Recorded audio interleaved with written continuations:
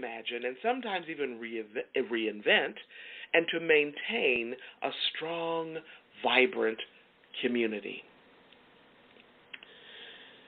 And the seventh value or principle of Kwanzaa is imani. Imani. Imani means faith, especially faith in ourselves. Faith focuses on honoring the best of our traditions. Faith also draws upon the best that we have within us, and it helps us to strive for a higher level of life for humankind as a whole by affirming our self-worth and confidence in our ability to succeed and triumph in the face of what we call righteous struggle. So Imani is all about faith. Dr. Martin Luther King talks about this aspect of faith. It's all about taking that first step, even when we can't see the whole staircase, right? So it's about commitment and having confidence in our ability to succeed and triumph in the face of righteous struggle.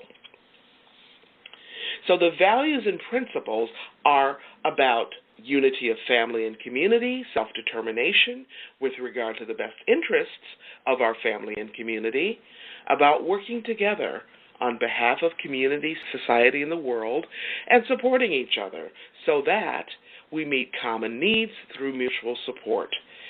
It's about being intentional about our purpose in a way that benefits the whole. It's about making use of our creative, our imaginative, our innovation, all of those energies to build and maintain a strong, vibrant community.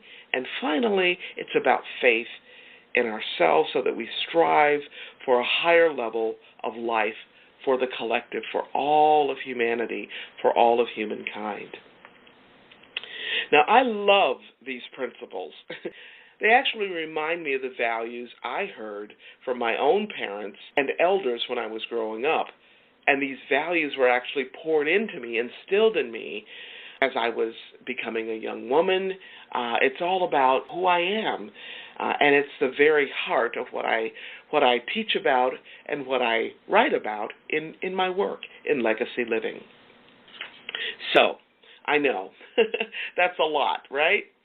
And a lot of you are wondering, because a lot of people ask me, so what actually happens? What actually happens during this holiday? I mean, it sounds great, but what do you actually do? These are great questions. Great questions, right? I'll answer these questions, and I also want to share a few stories with you to celebrate and shine the light on the third day of Kwanzaa, which is all about collective work and responsibility. So, how do we celebrate this holiday? Well, as you might imagine, just like other holidays, there are many, many ways to celebrate this amazing holiday. And what happens during this holiday? Well, here's an example of what happens during a typical Kwanzaa celebration. Now, you must be intentional. You must be intentional about setting aside time to make this or any other holiday special. So how do you do that? How do you make it special? Well, here are a few suggestions. First, decide on the place that you're going to celebrate, right? And then choose a central place for the symbols of Kwanzaa. Now, many people celebrate this holiday in their homes, so a central place could be a room that's set aside, or it could be a table in a particular room, a table in your living room, or maybe your dining room perhaps, or it could be a shelf or a mantle, right? A mantle over the fireplace. It could be a countertop. Maybe it's a special stand or even corner of your room. Okay, something that you have set aside specifically in your home for this celebration. Some people celebrate Kwanzaa in a church or another public place. And so the central place in that church or other public building could be a special area in the lobby, like a table set up specifically for this, or in the sanctuary, or another common area somewhere else in the building. Whatever you choose as your central place, spread the table. Spread the table or shelf or stand or corner with a beautiful piece of African cloth. Then place a mat, or what we call it an mkeka, on top of the cloth. All of the other symbols of Kwanzaa are then placed on the mat or immediately next to it to symbolize our rootedness in tradition. Next, we place a candle holder, a 7-unit candle holder, and then we place the 7 candles inside of each of the holders. The 7 candles are black, red, and green. Now, some folks ask me, what are the meaning of the colors of Kwanzaa? Another great question. Black is for the people. Red is for their struggle. It also represents the blood of the ancestors, those who have passed on. Green is for the future and for hope that comes out of the struggle. Therefore, place 1 candle, 1 black candle, and 3 red candles, and 3 green candles into the candle holder. Now, the 7 candles also represent the 7 principles or values that I just shared with you. The black candle represents the first principle of unity, and it's placed right in the center of what we call the kanara, or the candle holder. The 3 red candles represent the principles of self-determination, cooperative economics, and creativity. These candles, the red ones, are placed to the left of the black candle. The 3 green candles represent the principles of collective work and responsibility, of purpose, and faith. And these candles are placed to the right of the black candle. Now, the black candle is lit first on December 26th, that first day of the celebration, and the remaining candles are lit from left to right on the following days.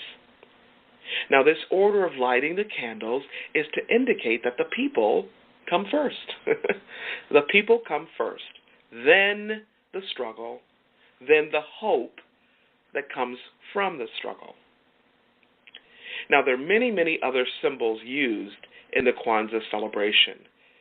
The symbols include various crops and 2 ears of corn, a unity cup, African art objects, and books on the life and culture of African people.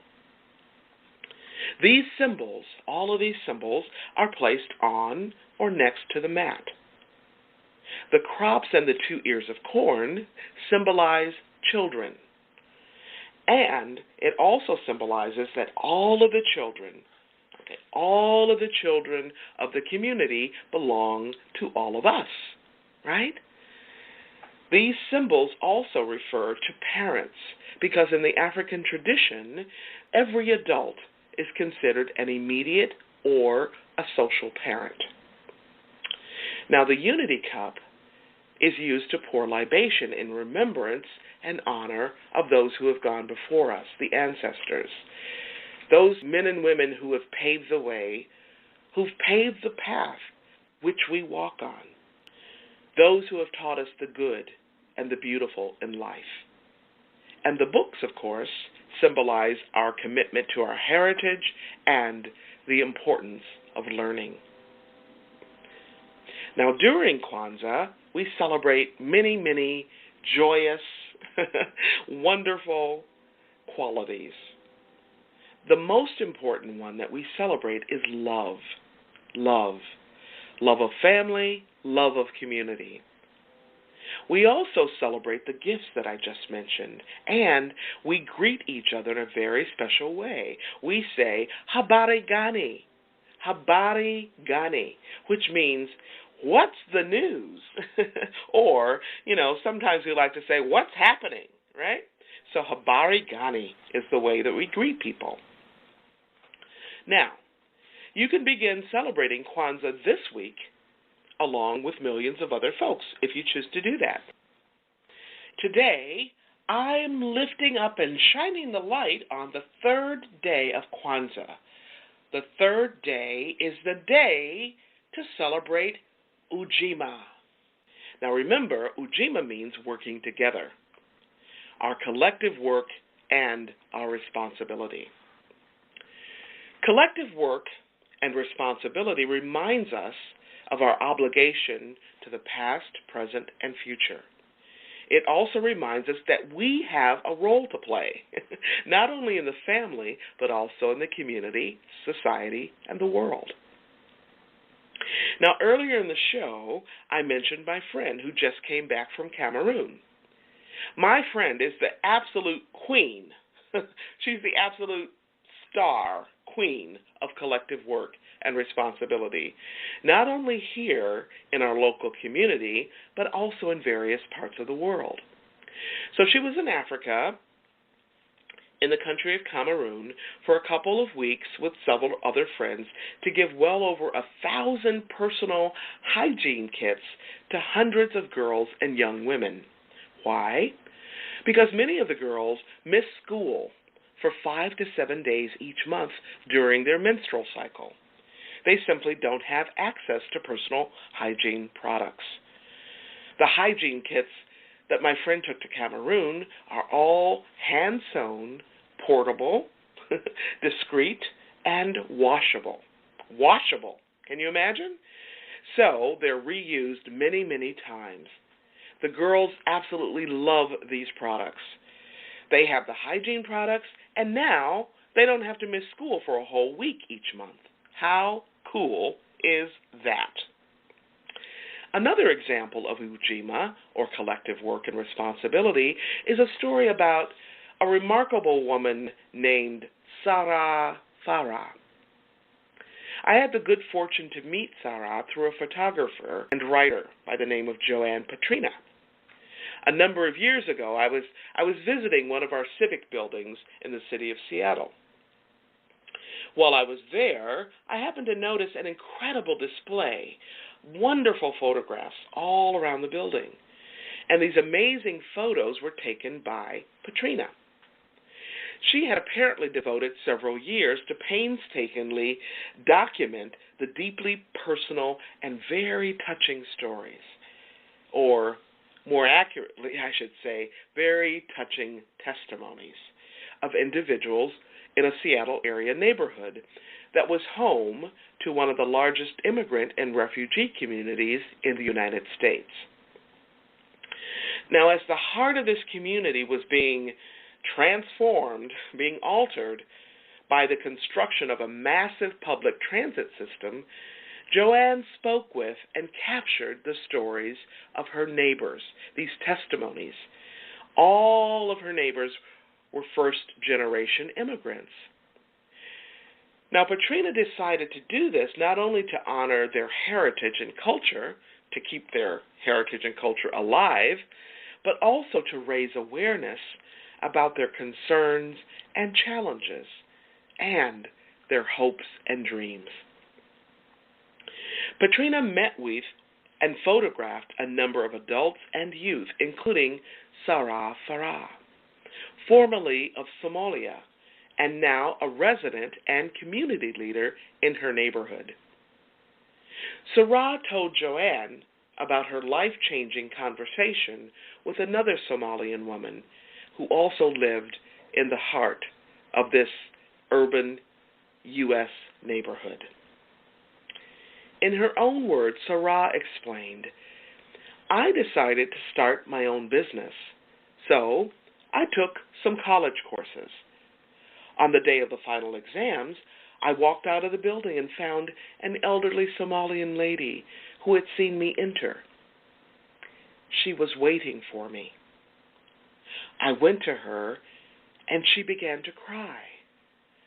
She told me that she was lost, unable to find her house. I spoke with her and did not leave her until we found her house. She invited me in. She said she was here in the United States, but she often wondered, what am I doing here? I don't understand the culture, and I don't speak the language.